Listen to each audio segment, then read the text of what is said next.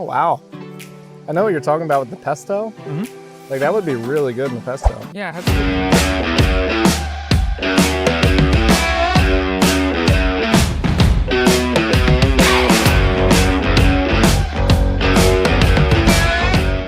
My town is your town, so let's explore together. Here at the Horn Farm, they say that hope takes root every day. I'm Darren Sheets, the auctioneering real estate agent and your host of Explore My Town. Today, my good friend Andrew is going to be showing us around the Horn Farm Center. And without further ado, let's get right to it.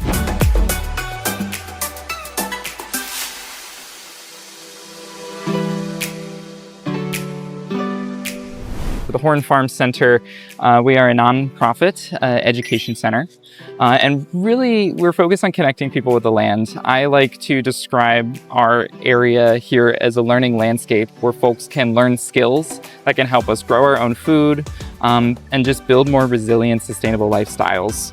And so folks who check out our programs will see everything from farming and gardening classes all the way to land stewardship and ecological restoration, foraging, which is one of my favorite topics. We do carpentry, natural arts and crafts classes, and cooking classes. And so everything, running that gambit of living more locally, living more sustainably, and just building deeper connections with the earth. We also, as a landscape here, steward over 186 acres. About 90 acres of that is rented out to a partner renting farmer growing organically at a larger scale. And the rest of that is either wooded areas or meadow areas or areas that we are farming on a smaller scale, practicing what's called regenerative farming.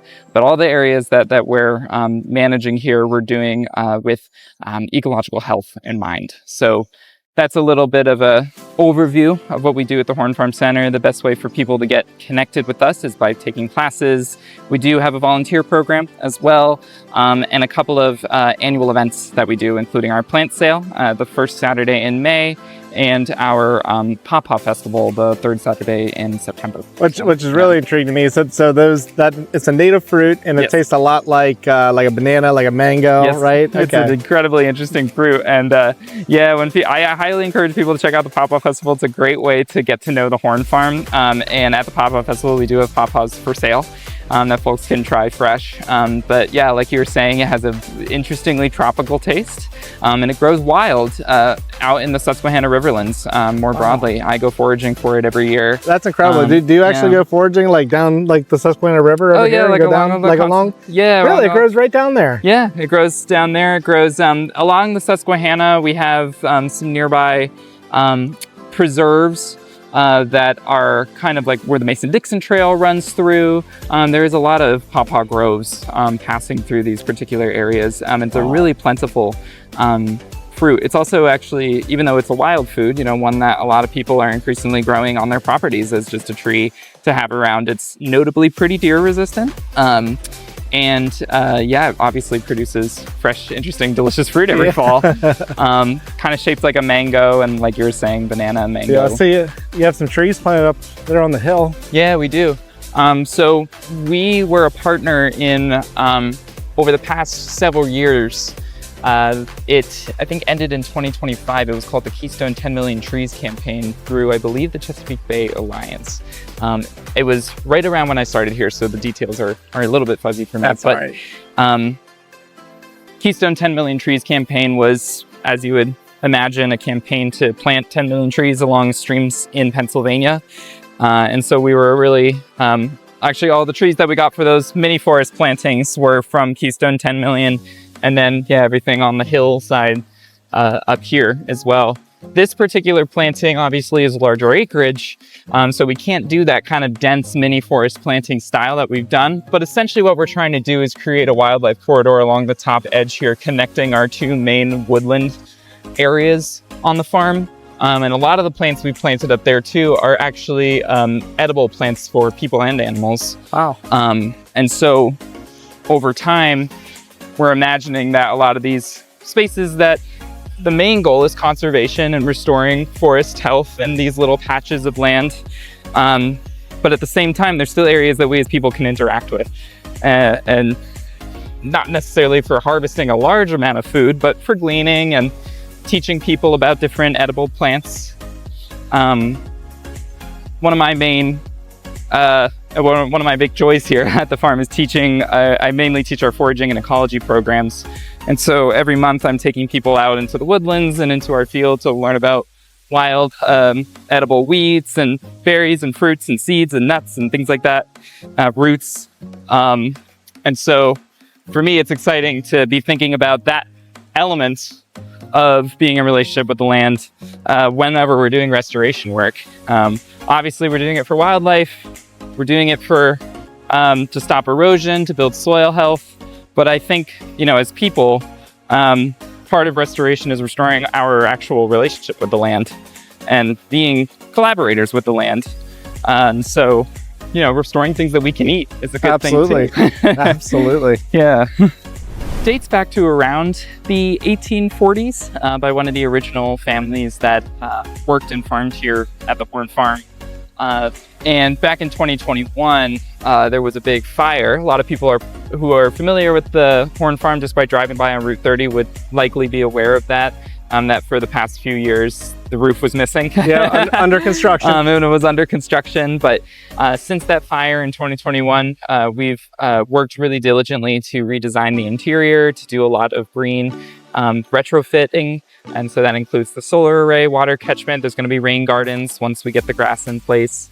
And it's really an exciting rebirth of this facility at the farm because the main floor is going to serve as our core kind of classroom space.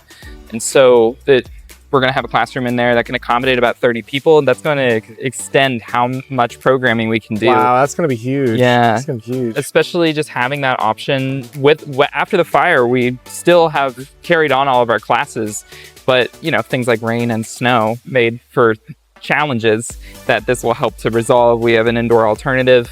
We have just a more comfortable space so we can do more confidently things like children's programs or lectures or things like that and be just more accessible to the community. Yeah. And we'll have indoor bathrooms, Nice. which will be nice. Really set the foundation for that classroom setting too. Rain, snow, or shine, it doesn't matter. This is a composting toilet system.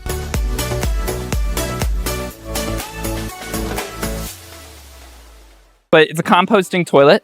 And so underneath here is a bunch of organic material like sawdust and hay and things like that. And it's a no flush system. So when people use this facility, all of their waste will be mixing and incorporating with those elements underground and actually will over time decompose because of fungal life and beneficial bacteria.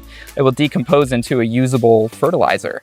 Not anything we can fertilize food with. So Sure, yeah. For everybody, put that out there. So for folks to know, we won't be fertilizing food with the waste, but it is good for landscaping fertilizing. And it takes about 10 years actually for it to cycle completely. But incredible. Yeah, it's a really cool other feature here at the farm. It's a way to conserve water since it's a no flush system. Yep. And of course, we're making use of our waste, not putting it into our municipal septic system. I've never heard of such a system. Is this a newer thing, or has this been around for a while, or just a modernized version of an outhouse? But in terms of being really efficient about turning human waste into compost, it is relatively new that people have been coming up with systems like this, and. Yeah, it's something that can be easily done at home in terms of having an outhouse and consistently adding things like sawdust and hay to mix in with the waste. For some people, it can just be off-putting, to think about having to do that. But this is kind of more of an efficient design right here.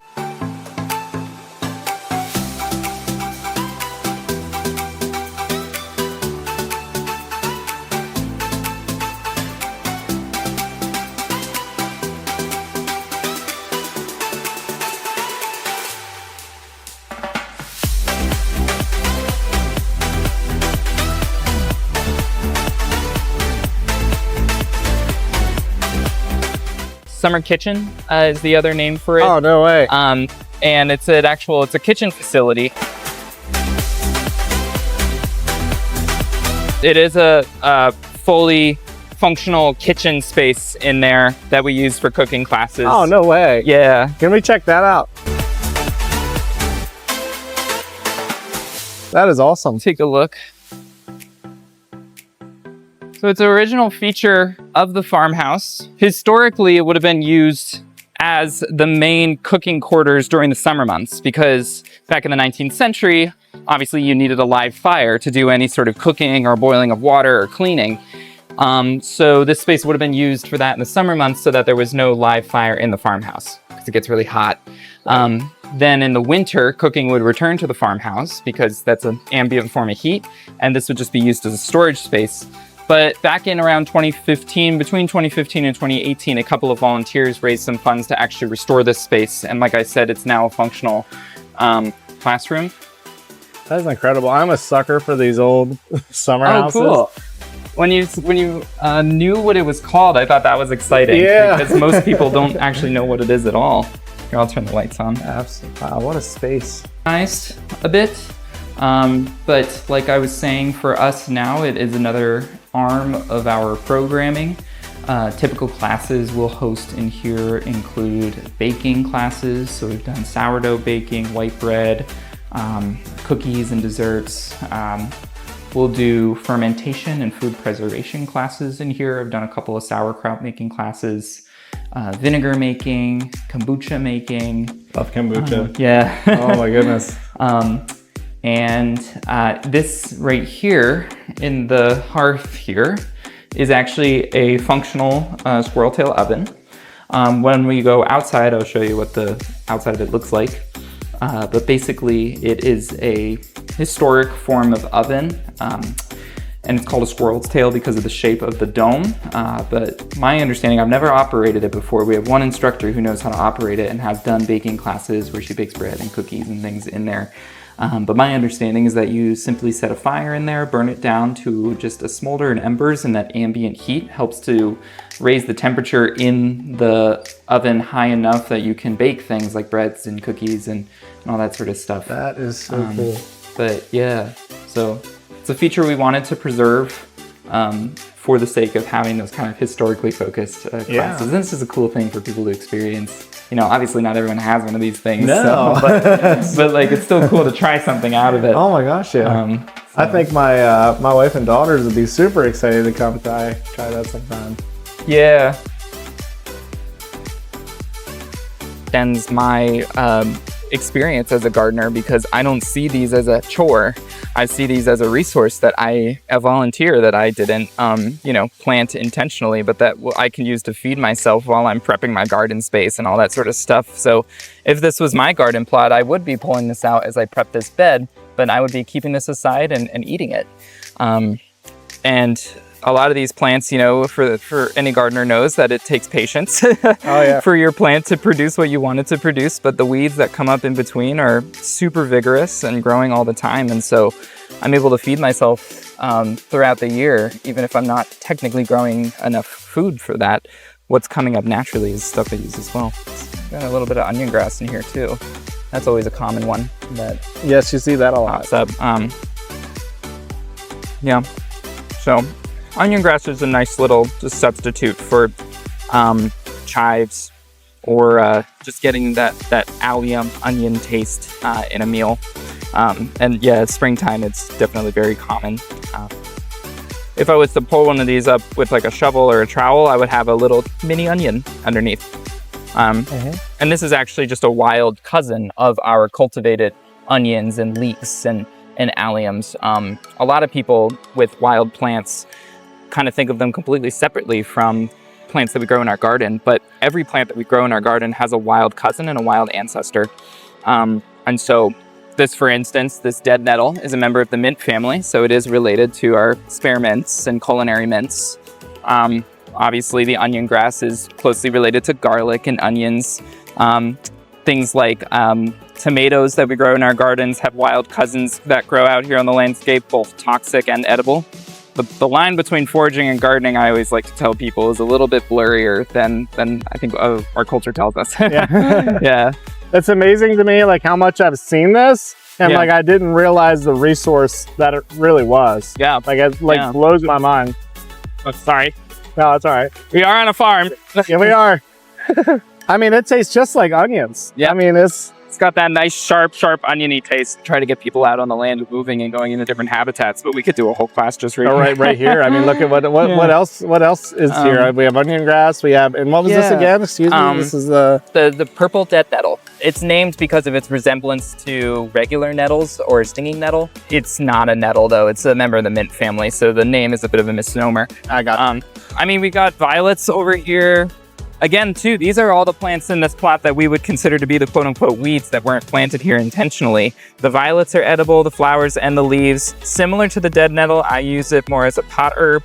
People like to get really creative with the flowers and make herbal syrups with them. So you can take like 2 cups of just collected purple flowers, infuse them, and then add sugar and make like a syrup that's kind of floral in taste.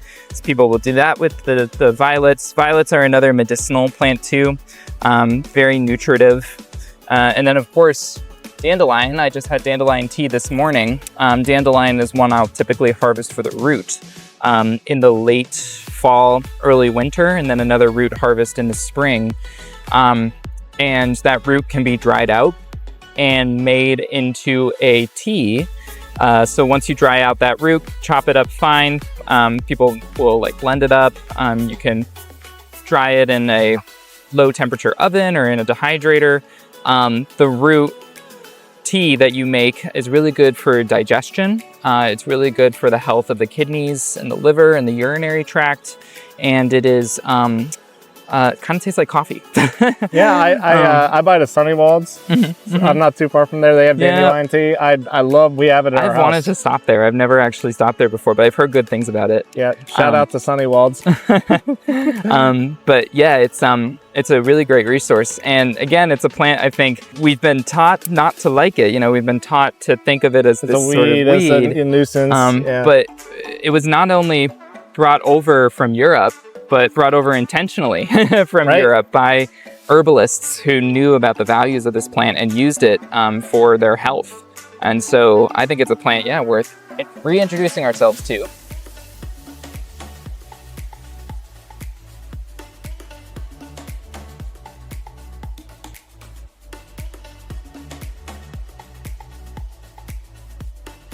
Since, like I said, since we're on this side of the property, I'll actually take you into an area on the farm that, in fancy terms, is called a multifunctional riparian buffer. Oh, wow. But the translation of that is that it is an area located along a waterway, along a stream, that we are intentionally doing a lot of restoration work in. Planting native plants, trees, and shrubs to help protect the health and restore the health, really, of what is an otherwise degraded stream. The word multifunctional within that means that it's still a place that we can grow food and grow crops that we can harvest on an annual basis. And so what this space is meant to do is it's meant to be a demonstration space, whether for farmers or for people interested in building habitat in their own backyards and neighborhoods, on different methods that we can use to do that, blending conservation and agriculture. Specifically for farmers, having a demonstration space like this is important to showcase that doing restoration work on a farm can still be something that is income producing. Because a lot of the challenge with doing conservation work is that it often implies retiring land from use, which for small farmers is sometimes not a viable option. But we're trying to showcase a space where it is possible to do stream restoration work while growing profitable things. So when we were over by the greenhouse, for instance, I showed you all of those trees that were in pots that we're going to be selling to the community during our plant sale. These rows down here, full of dogwoods, willows, sycamores, alders, button bushes, a few others are the stock of those plants. Big variety. These are where we harvest those plants from. But as plants being in this space right now, they're doing the beneficial functions that they need to be doing within this riparian buffer. They're helping stop erosion from the nearby hillsides. They're helping absorb water during heavy rain events, and they're providing habitat for birds and beneficial insects that support our farming operations overall. but are still something we can harvest every year and provide as a resource to the community for more restoration work. I actually call this kind of our restoration nursery in a way. We're literally growing sticks, but those sticks are being used to this day for restoration work along other streams locally. Yeah. Wow, multifaceted, right? Like everything it like ties into one another, and I think it's awesome too. Like working with the farmers, not showing them just how to farm, but also how to make like a living. Like as far as like because like you were saying about the restoration work, could you talk about that again? How some farmers tend to shy away from that, and so right now, especially in Pennsylvania and in southeastern Pennsylvania, most people who live in our area are what's called the Chesapeake Bay watershed, right? Meaning most of the water that flows off the land here flows into the Susquehanna and then into the Chesapeake. I think that's the case for most of York County, except maybe the southwestern portion might be Potomac, but anyway, watershed. So one of the issues with a lot of the issues with the health of the Susquehanna and the Chesapeake can be traced back to land use practices on larger scale farms.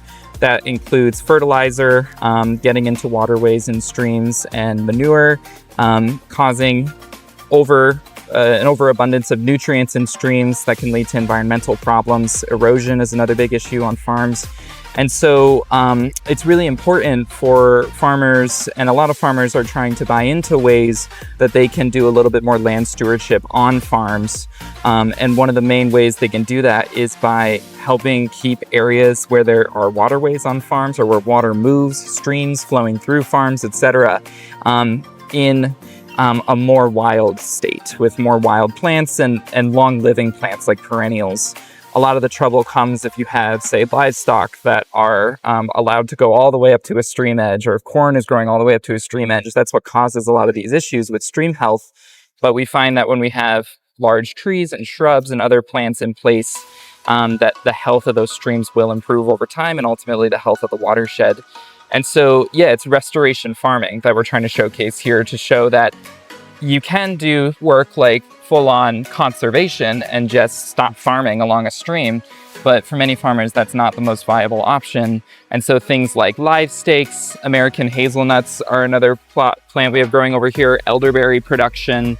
All of these things are plants that are better adapted to these these stream-side conditions, and will help build the land while also providing something that the farmer can still harvest from and still use. Sure, and you know, teaching farmers how to make it sounds like like conservation with the land, but also teaching them how to make a profit, right? How to be profitable as a farmer. Yeah, absolutely. And so this is meant to serve as a demonstration space for that. It's a space for building the imagination. Also for people who aren't farmers and are just homeowners.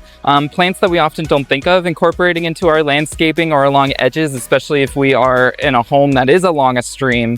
Erosion problems can happen there too. And plants like elderberries and hazelnuts, willows, things like that are plants that people can incorporate into their landscapes that are a bit more ecologically mindful, and can help keep that land in a healthier state, provide more habitat, all of the things that the land needs from us if we want to keep it abundant. This right here is actually a really unique planting and another demonstration space that we have here that was experimental for us as well. This is called rapid reforestation. Basically, it is a method of planting trees that is meant to speed up the process by which those trees grow. And so it prioritizes high biodiversity. It prioritizes really intensive soil preparation, and other things that ultimately mimic forest conditions. And so when we mimic forest conditions when doing a planting, we find that the trees, understandably, are going to be a bit more successful. So oftentimes when we see conservation work on farms, we see those large acreage plantings where you have tree tubes that are neatly spaced about 6 feet apart. Yep. And those are beneficial in the sense of being able to cover a large area, but you'll often find a lot of those trees aren't as successful, they're unhealthy, because they're not growing in conditions that trees need to grow. Whereas here, what we've done is taken a small area, try to simulate forest conditions and competition and cooperation and healthy soil quality. And this plot, believe it or not, was actually planted in 2021. And all the they look trees, great. yeah, all the trees here that were planted in 2021 were only about a foot tall. But here we are 5 years later, and what we can describe as literally a mini forest. Yeah. This is awesome. A mini forest that even includes things like ramps that we planted, ramps and other spring ephemerals we also incorporated in here. The goal of a space like this, again, is showcasing a different way of doing conservation. And for a lot of people with small properties, actually, a mini forest like this is very viable because it has such a small footprint. Oh my! We put a lot of trees in a small footprint. Oh, sorry. That's a good idea. And like for me, like the consideration, like you say, like have the tubes and they space the trees out 6 feet apart. Like, as a homeowner, like if you want to have some trees, like this is a beautiful space. As long as you have a way to invest just in the fence. Right. we do have a big fence around here. Yeah. We won't pretend like this wouldn't be a little buffet for deer, but it also is a bit more sustainable as well. We're not relying on those plastic tree tubes in order to grow, the same amount of trees. And on this small footprint, we have over 30 different native species of trees. This specific method of mini forest planting has been done more often in cities and industrial areas as a way to help bring biodiversity, help bring wild plant life back to areas that are pretty degraded. But it can work on farms and on lawns too, because one of the biggest issues with lawns and farms is that they're really heavily compacted. All that vehicle pressure and mowing over time creates a really solid soil layer that makes it challenging for young trees to grow. But what we've done to create these planting is it's done really deep digging that has penetrated really deep into the soil. So we've already primed the soil to be more conducive to the health of the trees. We also added a lot of leaf mulch. Where we got that leaf mulch was actually from our local community. The municipal leaf guys are always looking for places to drop off their leaves, and we said, bring us everything you have. Everything, yeah. And they brought basically every leaf, I think, from the town of Wrightsville and Hallam, and we've used those leaves to grow a forest. That's amazing. And so it's a very resourceful form of restoration too. And yeah, I would say this place is pretty special for anyone who likes to just sit around and watch birds and bugs. Oh my goodness, There's no shortage of things you'll see in a place like this. This is beautiful. I mean, what is this approximately, like maybe an acre trees? Yeah, I would say a little less than an acre maybe. But I believe it's about 16 different plots. Wow. As you can see, there's a little space between them. These used to be grass paths between the plots. But what we've done is, since all the shade is coming up, we've just covered them with leaf mulch and assume over time that they will just fill in. And then how many people have a share here with the community garden? We serve about 50 families with the community gardens. It's 101 plots in all, but we have a few people just renting one plot and then a few renting upwards of 3, 4, 5 plots. So I'd say it's about 50.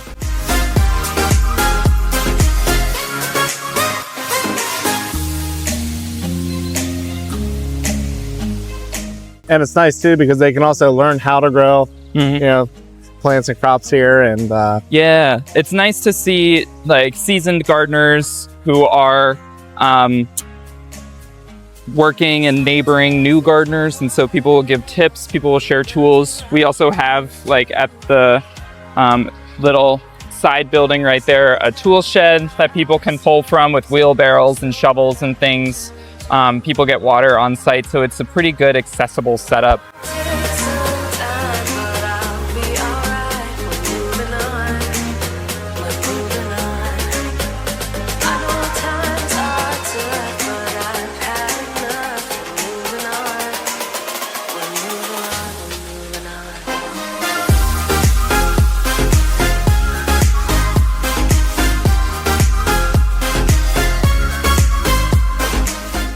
The way we have it organized is that a lot of our farming and growing implements are on the nearest wall here, most accessible. And then any tools that would require a little bit, or are just more niche, are over like on the far walls over there. But yeah, everything from the farming and gardening tools to more ecological restoration tools, because in terms of the coverage area of the farm here. We don't just manage this field out here. Actually, everything that you could see up the hill when we were outside, but those woodlands up there are also managed by us and we use as learning spaces. Wow.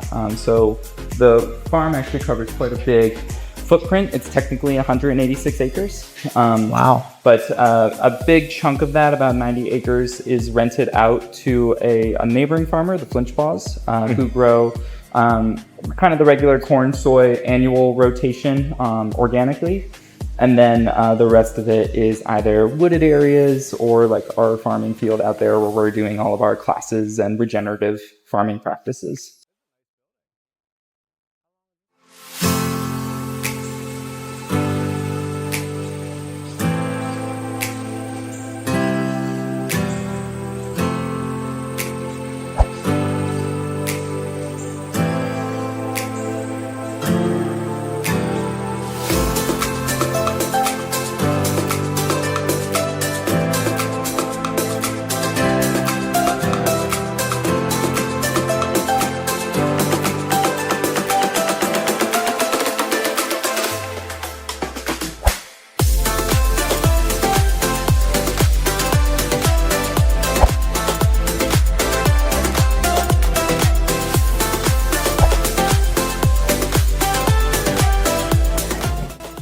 If you're looking for a fun day out with the family, fun day filled with adventure and learning, or if you want to be a part of a community garden with over 100 plots, if you're interested in being a full-time farmer, the Horn Farm Center can provide you all of the education and resources you need to make it happen. If you're interested in looking into taking any of the classes, make sure you check them out on their website. We'll link that here in the description and in the comments below.